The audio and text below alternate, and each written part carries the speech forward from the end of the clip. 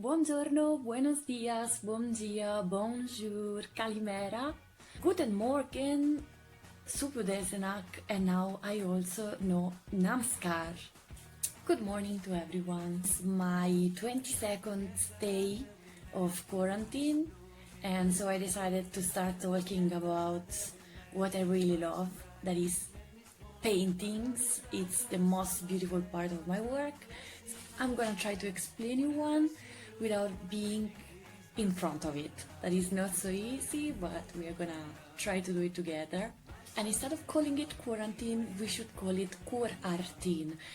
That sounds much better. It's you that you choose the topic of the video. Yesterday I created a poll on Instagram and I asked you to choose between two paintings, one made by Raphael, the other one made by Filippo Lippi, and you choose the second one. At the end, we had 58 votes for Raphael and 60 votes for Filippo Lippi. Today I'm gonna introduce you Lippina by Filippo Lippi. I'm very happy that you choose this one because it's one of my favorite paintings in the Uffizi Gallery, which hosts the biggest collection of Florentine Renaissance of the world. Today with me you're gonna discover why I like it so much and why this artist is so important. As a proof of its importance, I will show you that it's also represented in the entrance ticket of the Uffizi Gallery, and I always have some in my guide's license in the card holder. Okay, so I'm sorry, this is my husband. This one. This is the entrance ticket of the Uffizi Gallery. All the information I'm gonna tell you about the life of Filippo Lippi comes from this very big book written by Giorgio Vasari that is called The Lives of the Most Excellent Artists, Sculptors and Architects, in Italian Le vite dei più eccellenti pittori, scultori ed architetti. As you can see, is a huge heavy book, but I really think it's one of the most helpful ones. I'm gonna write you in biography the direct link if you want to download a free audiobook or if you want to purchase the book.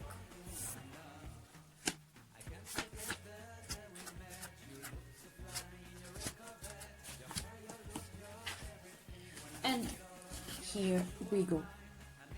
This is the part dedicated to our artist of today, Filippo Lippi.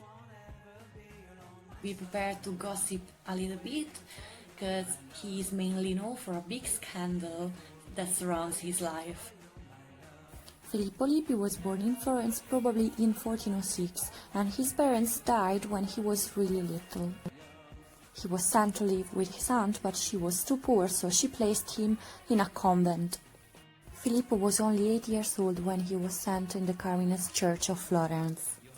It is there that he was inspired to become a painter by watching Masaccio's paintings. Vasari says in his Lives of the Artists that Lippi, instead of studying, he spent all his time scrolling pictures on his own book and on those of the others. In June 1456, Filippo is recorded as living in Prato, a city close to Florence, to paint frescoes in the cathedral. There he met Lucrezia Buti, a beautiful nun. Filippo asked that she might be permitted to sit for the character of Madonna or maybe Santa Margherita in the paintings he was working at. Under that pretext, Lippi started a relation with her. She became his muse of inspiration, they started loving each other and they escaped from the convent. You can imagine how a big scandal this was. It is mainly thanks to Cosimo the Elder of the Medici family, who mediated with Pope Pio II if the couple could live a like life, abandoning the religious vows. From this relation was born Filippino Lippi, who will be a great Florentine painter as well. But now let's talk about the paintings you choose, which is one of the most famous pieces of the artist.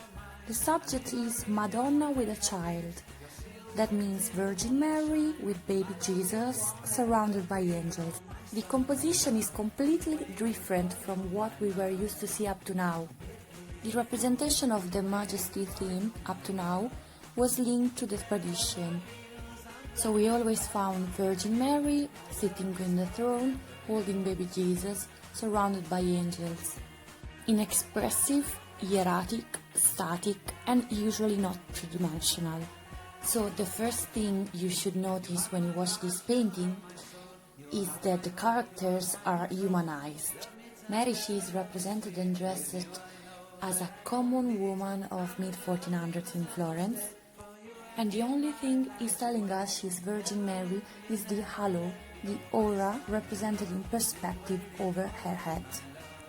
She is gazing at her son, turning towards him with hands clasped in prayer. Her expression is gentle and indulgent, almost melancholy, as if she can foresee the painful destiny that awaits her son. The young Jesus looks back at Mary, holding both arms out to her, supported by two angels. The angel in the foreground is smiling and looking outwards, toward the observer, as if he wants to tell us something, and suggesting us there's something behind the representation of this character. In fact, as the model for Mary was his wife Lucrezia, the model for this little angel was Filippo Lippi, his son. The Florentine windows on the background opens out on a vast, varied landscape overlooking the sea with rocks.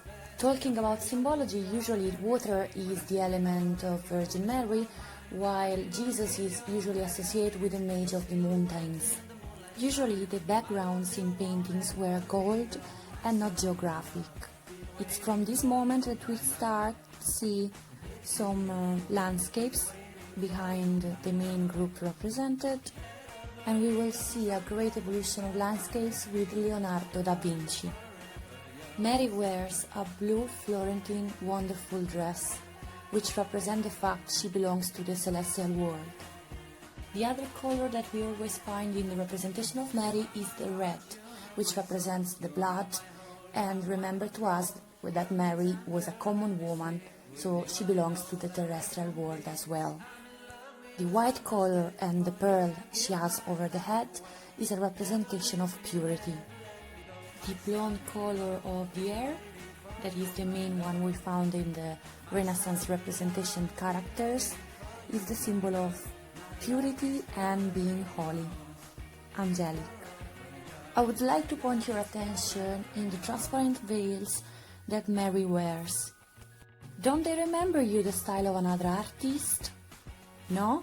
And what about the pearl? Nothing. Filippo Lippi for some times was the teacher of the famous Sandro Botticelli. Botticelli learned so many things at the workshop of Lippi, in particular how to represent transparencies, how to make transparent veils, which will be the strong point of his masterpieces. Then, after years, in turn, Botticelli hosts Filippino Lippi, the son of Filippo, in his workshop. Okay, that's it for today. This was the first episode of QuarARTine. If you want to keep choosing between paintings, you should follow me on Instagram, Sunflorencetours. If you want to watch my videos, subscribe to my channel, Sunflorencetours on YouTube. And if you want to book or reserve tours in Florence with me, my webpage is www.sunflorencetours.it. If you have any comment, write as always in the comment section, and that's it. I hope you enjoyed.